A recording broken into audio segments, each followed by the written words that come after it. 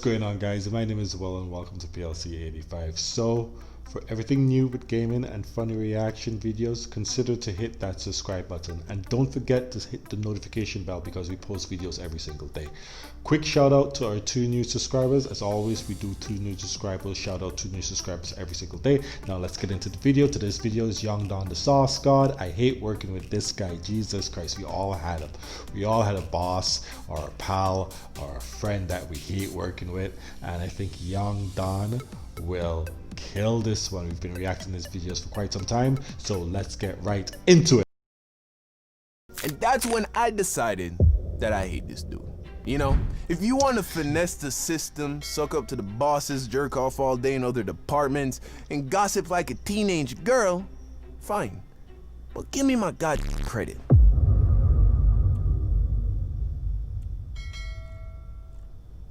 Use headphones. Happy Thanksgiving. Jesus Christ. So I worked a few jobs before I became a YouTuber, and to be honest, a part of me kinda misses it. Because once you're out of school, the workplace is the last place where you don't have to try to make friends. You know, like at school and at work, Sure. Making friends just kinda happens. When you're forced to be around the same people on a regular basis, it's only a matter of time before you start finding things in common. I mean, how many best friends and relationships have been the result of just being randomly placed in the same room as somebody else because of a class or a job?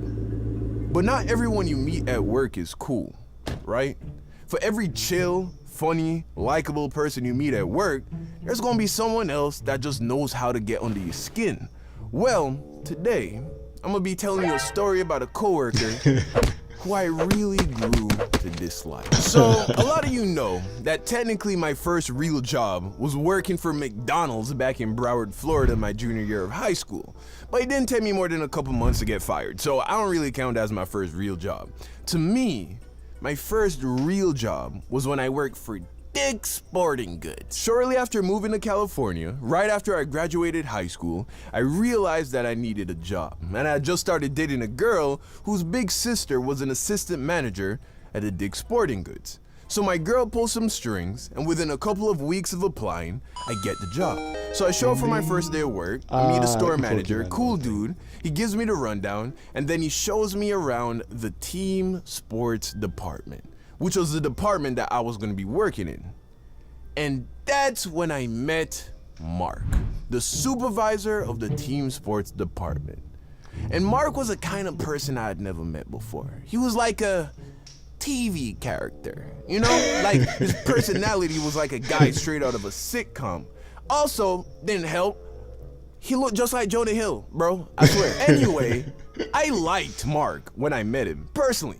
I thought he was an interesting character. You know, he was always decked out in the freshest Nike gear, he was very charismatic, and he knew everything about baseball, which I knew nothing about. And since baseball was our top-selling product, I found myself constantly asking him questions.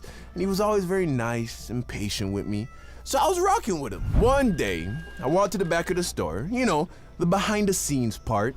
I went to the back to print some signs for some products when I saw Mark chilling in one of the little office rooms with this other employee. I overheard their conversation, and I realized that Mark was sneak dissing one of the other employees. He wasn't saying anything nice, you feel me? Which happens at work. But what I didn't like is that I've seen Mark being really chummy with the person he was talking about. AKA, to me, it seemed like he was being fake to that person, which right away I didn't like. Because I don't like fake people, even if it's not 100%. Directly to me.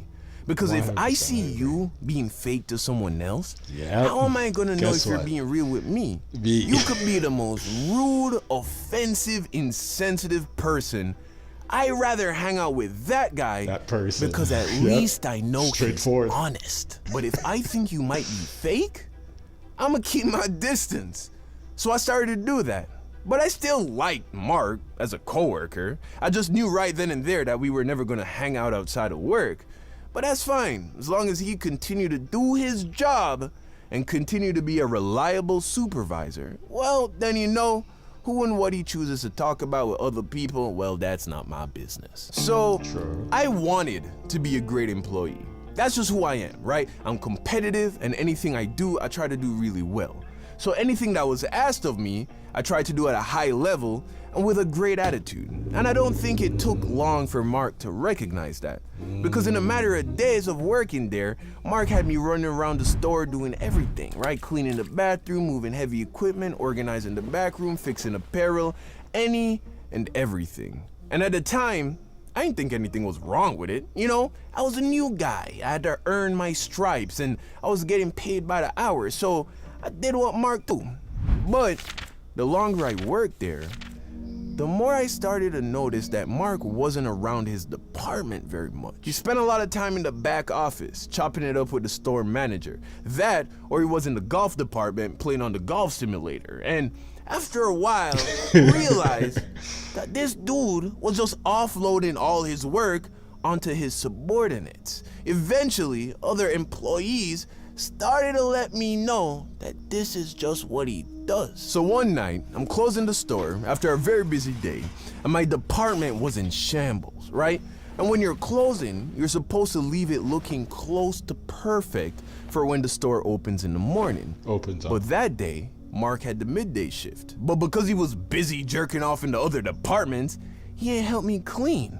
And because he wasn't there, I had to do all the customer service. So no one was cleaning the department. So when he clocks out some hours before me, I'm the one stuck cleaning the entire department that has been a mess for the whole day. But I accepted the challenge. I was literally running around the department, cleaning as fast as I could. I did all the go backs, I tidied up the storage room. I went off, okay? And by the time I clocked out, my department looked amazing. Fast forward to the next day, and both Mark and I are opening, and the store manager was giving us the rundown from the previous day.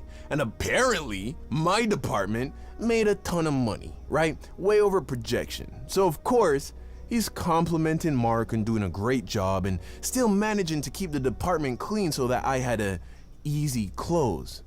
So now I'm standing there thinking, What? This dude ain't do jack. No. Better give me some credit. I made those sales. I cleaned the department. I better get some know, right? recognition. But Mark just Always, took all the praise. Always make. Didn't show me any type of love for carrying the team like LeBron in the fourth. And that's when I decided that I hate this dude.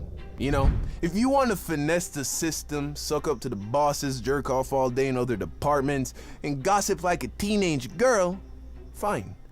But give me my goddamn credit. So I said, you know what? Yeah. I'm gonna take a page out of Mark's book, and I'm gonna start big chilling. Cause I get paid the same regardless. And if I can't get my pat on the back at least, I'm gonna take a sat in the back and play on my phone. But here's the funny thing about that. When I stopped working as hard, my life got harder. Because you may not get credit when you make everything go right, but when things go wrong, best believe everybody's pointing their finger at you. And I try not to be the blame other people, point fingers kind of guy.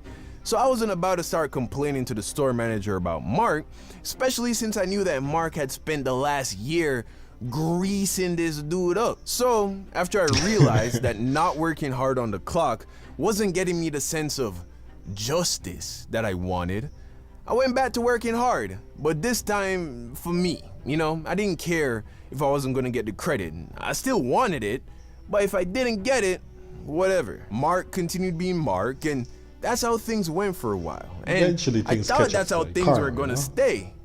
But one day, I hear that Mark is putting in his 2 weeks. Apparently, he thought he was gonna get some promotion, but turns out that upper management saw that Mark was a poser and gave the position to someone else. I guess he didn't like that. So eventually, he leaves, leaving his job up for grabs. And guess who gets promoted to being the new department supervisor? This other guy, who was there longer than me. But yeah, he was a good worker, so fine. But then he left like a few months later, and then I became the department supervisor. And right before I quit, I was getting interviewed for that same promotion Mark wanted. So moral of the story, if you ever have the displeasure of working with someone who doesn't pull their own weight, or you feel like you're not getting credit for your work, just because they aren't telling you doesn't mean they don't see it. And as long as you work hard for working hard's sake, Underperformers will get exposed, and one way or another, you will eventually rise to the top. I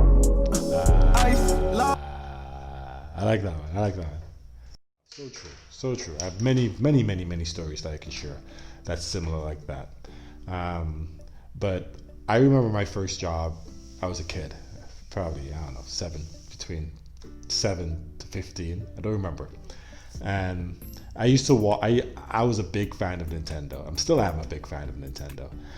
I didn't like the idea of working for other people, so I decided that I had like 64 games. So I told my older brother, look, I got all these games. They have an arcade up the road. I could simply take these games to the arcade, right? And tell them, look, for every dollar you make, give me 50 cents. And it actually worked out. And that was my very first job as a kid. I never liked working for other people in my entire life, my literal entire life. When I would work for other people, I always had a plan, and they always wanted to do it the stupid way, if you want to put it that way. There's just a lazy way, the way that wouldn't be as beneficial for the business. And I treat everything like it's my own. And it's good for working for other people because you get to see the goods and the bads, where they went right and where they went wrong. I personally couldn't work for anybody else anymore in my entire life. I was literally done. I've had my own business for quite some time, right? Doing the same arcade things because I love video games, right? And I decided, you know what? I'm gonna do a YouTube channel. This was years ago, and it did really well. I got some friends that I do it with. Still doing it today. And then I decided, you know what? I want to do something else. I want to get back into the gaming world. And that's why I'm doing this channel today, where I play games and react to videos and just let people know what's what. So what kind of stories do you guys have about your work experience and people that you can't stand working with? Let me know in the comments below. As always, guys, my name is Will. Don't forget, where there's a will, there's a way. Stay golden, my friends.